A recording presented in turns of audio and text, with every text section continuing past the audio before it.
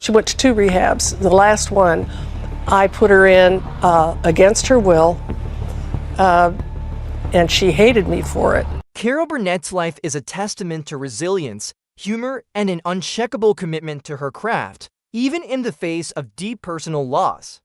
Born on April 26, 1933, in a rundown San Antonio hospital that didn't even list an address on her birth certificate, Carol entered a world already clouded by alcoholism. Both of her parents drank heavily, and by the time she was 4, their home was defined by rage, shouting, and neglect. Her father left when she was just 2 years old. The divorce finalized by the time she was 6.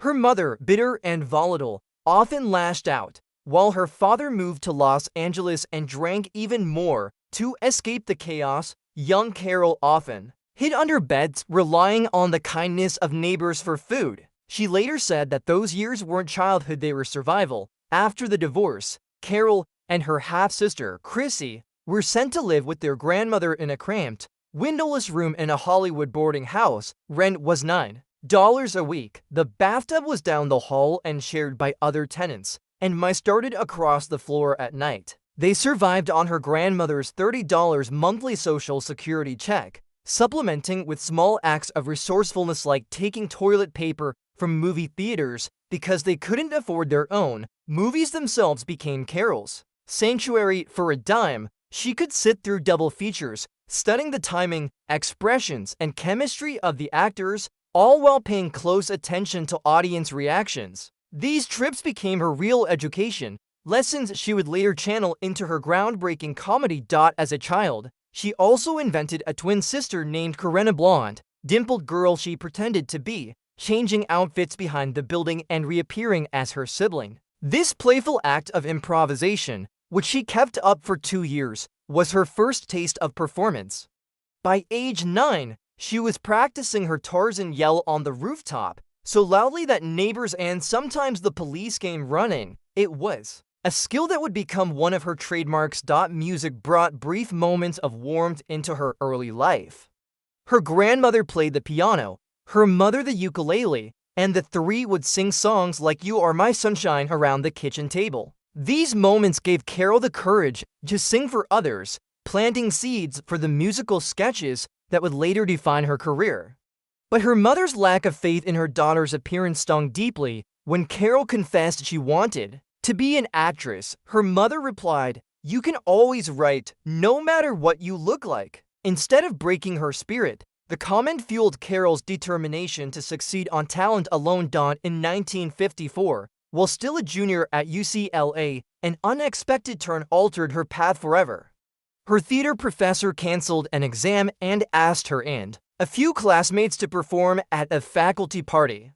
Nervous and financially strapped, Carol gave an impromptu comedy performance that brought genuine laughter from her audience. While sneaking cookies into her purse afterward, she was approached by a wealthy shipbuilder who, impressed by her talent, offered her a $1,000 interest-free loan to move to New York and chase her dreams. The only conditions were that she pay it back within 5 years, keep his identity secret forever, and help other struggling performers if she succeeded. Carol accepted without hesitation, repaid him exactly on time, and kept all 3 promises for the rest of her life. She and her friend Don Soroyan dropped out of UCLA, moved to New York, and began the grind of auditions, cheap meals, and tiny apartments. The breakthrough came in 1959, when she starred as Princess Winifred in the Broadway musical Once Upon a Mattress, earning a Tony nomination and cementing her reputation as a comedic powerhouse. That same year, she repaid the $1,000 loan to her anonymous benefactor. By 1962, Carol had joined The Gary Moore Show, where her cleaning woman character and versatile comedic timing made her a standout. She met producer Joe Hamilton, there her future husband and collaborator, and won her first Emmy Award. That year also saw her teaming up with Julie Andrews for the television special Julie and Carol at Carnegie Hall, a mix of music and comedy that drew over 17 million viewers and won 2 Emmys. Her personal life, however, was turbulent. She married Don Soroyan in 1955, but the marriage ended in 1962. That same year, she married Joe Hamilton, with whom she had 3 daughters, Carrie, Jody, and Erin, while also becoming stepmother to his 8 children from a previous marriage. Their home was bustling, but behind the scenes, tragedy struck when Carol suffered a miscarriage in 1965 and later faced her eldest daughter's battle with addiction.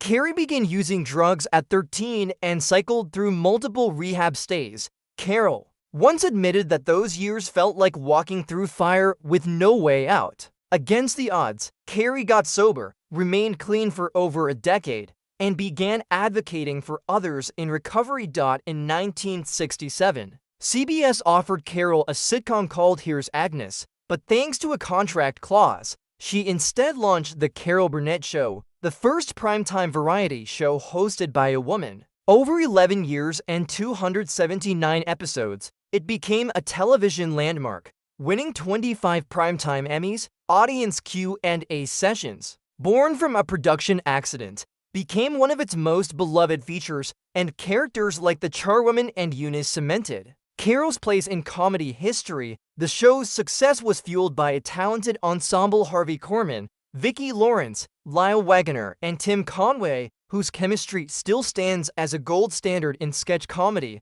but even on a set known for warmth, tensions sometimes flared. During the 7th season, Harvey Korman's mood soured and he began belittling guest stars. When Carol confronted him, he angrily shoved her out of his dressing room and slammed the door.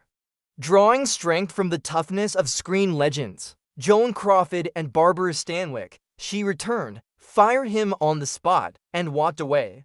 Korman quickly apologized, promising to improve, and he kept that promise until the show's end. Carol later said that confrontation saved not only their friendship, but the show itself. Her marriage to Hamilton eventually collapsed under the strain of work and family stress, and they divorced in 1984. He died in 1991 at 62, after a battle with cancer. The greatest personal blow came in 2002, when Carrie died at 38 from cancer that began in her lungs and spread to her brain.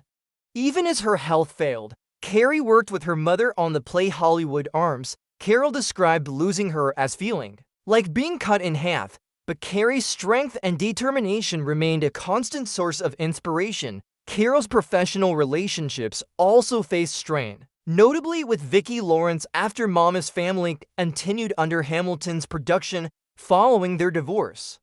Carol distanced herself from the show and its cast, creating a years-long rift.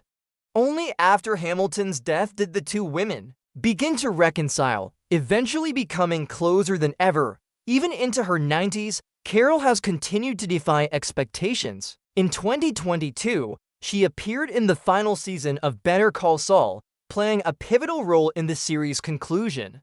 In 2024, she returned to comedy in Palm Royale, proving that her timing, presence, and joy in performing remain undiminished. When asked why she still works, her answer is simple: she does it because it's fun. From a neglected child in a Hollywood boarding house to one of the most celebrated entertainers in television history, Carol Burnett's story is one of survival, perseverance, and laughter in the face of heartbreak.